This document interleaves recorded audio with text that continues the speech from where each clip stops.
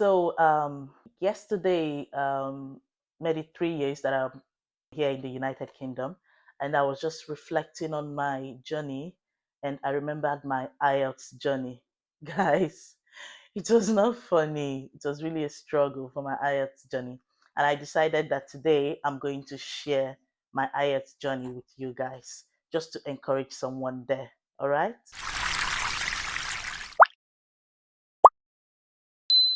So, welcome back to my channel. My name is Onyinye Juliet. Okay, Nurse Onyinye Juliet. I'm a registered nurse here in the United Kingdom, a midwife also from Nigeria. And in this my channel, I talk about real life talks, lifestyle, nursing, tips, and at the same time, UK changes, immigration, policies, and more. Okay, I would be talking about my IELTS journey and the materials, some of the materials that I used. Okay, and just to encourage someone to say that you can do it. Okay, story. I was just reflecting, my journey, coming over to the United Kingdom as a registered nurse. There are some, exams you need to go through in order to be eligible to get, work here in the United Kingdom. And so just reflecting, and I decided that it's time to share this. My IELTS journey was, not so smooth. Yes. So we all know that IELTS is, an English language testing known as International English Language Testing System. Okay, it's a standardized test for non-English natives. Okay, so this exam, you is used to, show if you understand English, if you can speak English, write, listen, and also breathe in English. Okay, for professionals that want to come and work in the United Kingdom, you need academics. Okay, so there are general and academic IELTS. So I needed to do the academic IELTS. So funny enough, guys, I never knew anything about the IELTS. Okay, I heard this word for the first time from my colleagues back in at work, Nigeria, and being so inquisitive, I said to myself, well, I need to know what this IELTS is all about. Okay, and I went back home, did some research, okay, and found out what this IELTS was, which one was I meant to write, and how do I go about it. So I decided, after asking colleagues, and I decided, okay, um, I think this is something that someone needs to tutor me on. It's not something that I can coach myself to do. And I got a tutor. So, guys, remember that I'm a novice in this exam. So I got prepared, and my first day meeting my tutor. So getting there, I, just waiting, for my tutor to come in like, hello, Onye, okay, today, this is what IELTS is this, going to go, you know, run you through the basics, and this, and guess what? I just came in and my tutor was like, welcome, madam, have your seat. In front of that desk is a paper and a pen, and that is the passage, the reading passage I want you to go through and answer it. Okay, your time starts now, guys. I felt so anxious, like the adrenaline, in me started shooting up. Like I didn't know where to start from, but I really tried to do my best. Don't ask me about the score, but it wasn't so bad. Trust me, it wasn't so bad. So after the writing the passage, I gave to my tutor. Then she said to me, "Do you know anything about the IELTS?" And I said, "No, I just did some research myself, and this is the little bit I know about it." And she was like, "Oh, I thought you've written it before." Anyway, she ran through the basics for me. Okay, you need to do this. for writing, you need to do that. This is what is expected of you. That is what is expected of you. Guys, I felt so overwhelmed. Like everybody and their differences. Okay, everyone is unique in their own way. So I'm someone who I feel comfortable someone teaching me when I have done my own parts, read it, have it at the tip of my fingers, and then when someone is teaching me, I can be able to ask some questions. You know, my tutor was a good one though, but I found out that that wasn't really something I wanted. So I said to myself, well, I think it's best to, stop this class and, try to coach myself in it. So I went back home and had it at the back of my mind that it's time for me to, surf through the internet, through the YouTube, to check and begin to practice. So I, went through the YouTube and I found Lee's videos. Oh my God. This woman explained IELTS with lots of examples. So I was so happy and opportuned to have found her videos and also IELTS Advantage. Guys, this man, tries to explain IELTS in simpler words. He just tries to let you know that practice makes perfect. And he also tries to let you know that it's not about your vocabularies, it's not about you writing big English.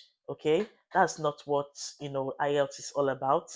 IELTS is all about trying to make it simple for whoever that is reading it to understand. Okay, your listening skills, your speaking skills, you being able to communicate.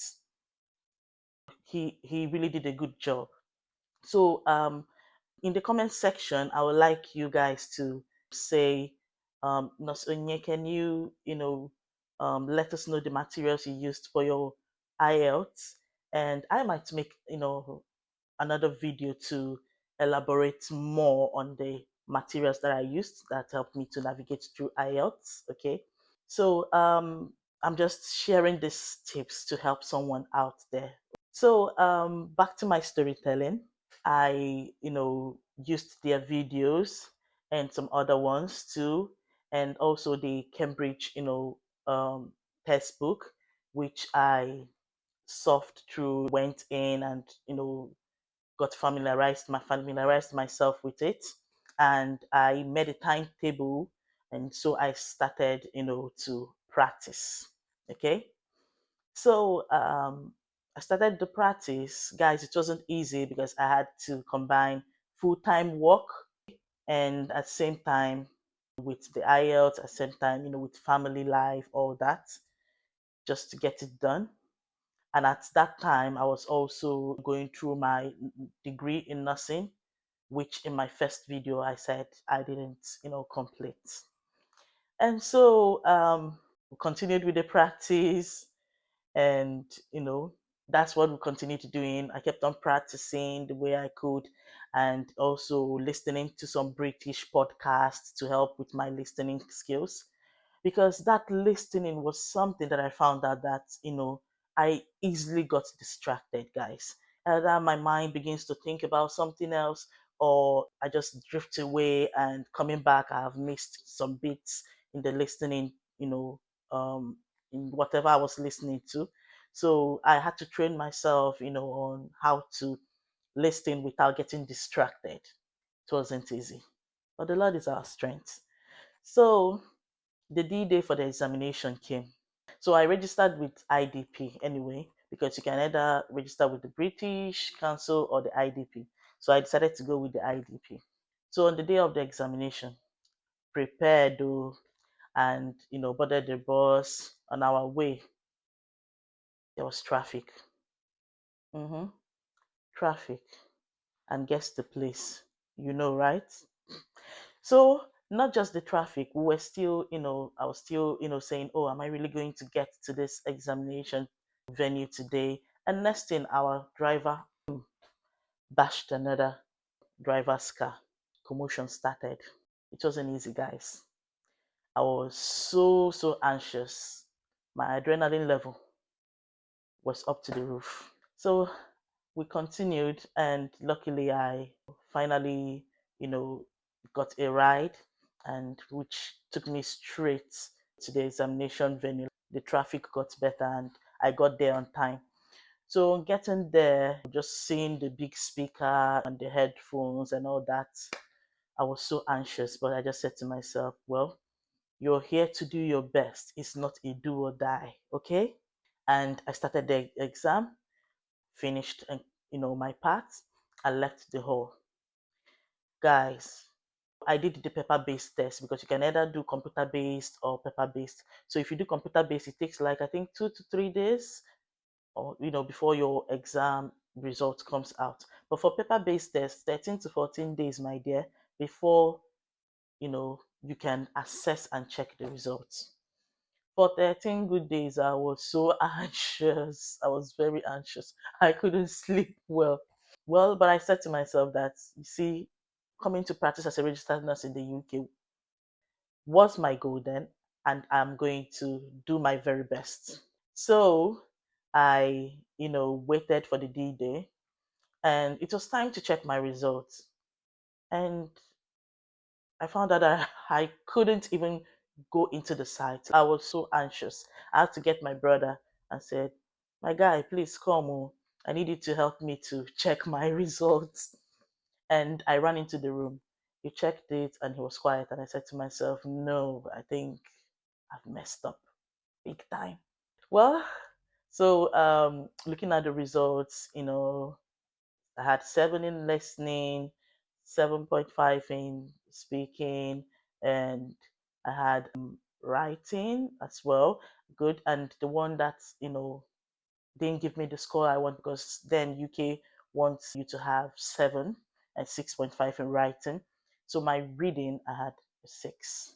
Guys, I felt so bad. I cried. I wasn't so happy. But I said to myself, crying over a spilled milk would do nothing. I picked up myself and said to myself, baby girl, you have done your best, but you need to do more. And then I picked up myself and went to work, still acting, like nothing happened, but deep down me, your baby girl was crying. And then I started practicing again. I said to myself, well, since I could practice this myself and I got to this point, I just need, to channel my energy more on my weak point, which was the reading test.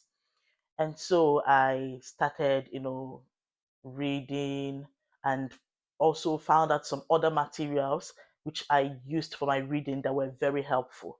And so I, used those materials, and I had this confidence within myself that yes, that I think I was missing this in the first time, but I feel like this is actually what God wants me to learn. Yes, because in every failure, okay, there is always something to learn. And all we need to do is just pick ourselves up and forge ahead. So after the whole practice, I knew that, um, for you to register for another test, you need, I think, another 14 days or so before you'll be able to apply to register for another test. Because I zeroed my mind again, guys, about, remarking. A lot of people were saying, you can, like ask for a remark and all that. But I said, no, I'm going to go try this again. I registered for the second time and went to write. So on the day of exam, I wrote the test and came out. I was just there. I I slept well because the first one I've not recovered from the sleepless nights. So I slept well, tried my best, and left the rest for God. And so the D day for checking the results came, and guess what? I started pacing around. I was just pacing around. I couldn't go in to the site to assess my results. What kind of girl is this? So I had to call on my brother again, who came and he checked the results. Lo and behold, your baby girl got all the scores she wanted. What's the lesson? The lesson I'm trying to pass across here is do not give up. Mhm. The struggle might be frustrating, hard, but just look at the goal of what you want and do not give up because giving up is not an option. Yes, come closer. I said, giving up is not an option. We move. And so that's how I got the desired score I want. And could you believe that that same week that I got my IELTS, I applied to some trusts. I didn't even apply up to, it wasn't much that I applied. And, I got, feedbacks for interviews and I chose the trust that I wanted and did interviews with them and everything was just going so fast. It got to a point, like my family was saying, are you sure this is not a scam? But it's no scam. This is me right here in the United Kingdom. And I'm here to say there is always a light at the end of that tunnel, no matter how dark it is. Okay? You yourself can also do it. If I could do it, you too can do it. All right? So don't give up. Let me know in the comment section your own IELTS journey. How was it? For those that wrote for the first time, how was it? Second time, how was it? Because it's not how fast, it's how well. Okay? Share with me also your own journey in the comment section. And for those also preparing for their IELTS, either for studies, for work, I wish you the very best. And always remember, you've got this. Do not give up. It is not an option. Okay? Thank you so, so much. Please like, share, subscribe to my channel. In this channel, I talk about nursing real tips, lifestyles, and UK immigration, their policies, life in the UK generally. And also, I also talk about ways you can come into abroad, be it UK, Canada, US. Okay, please like, share, and subscribe. And thank you so much for listening to my story today. See you in my next video. Bye.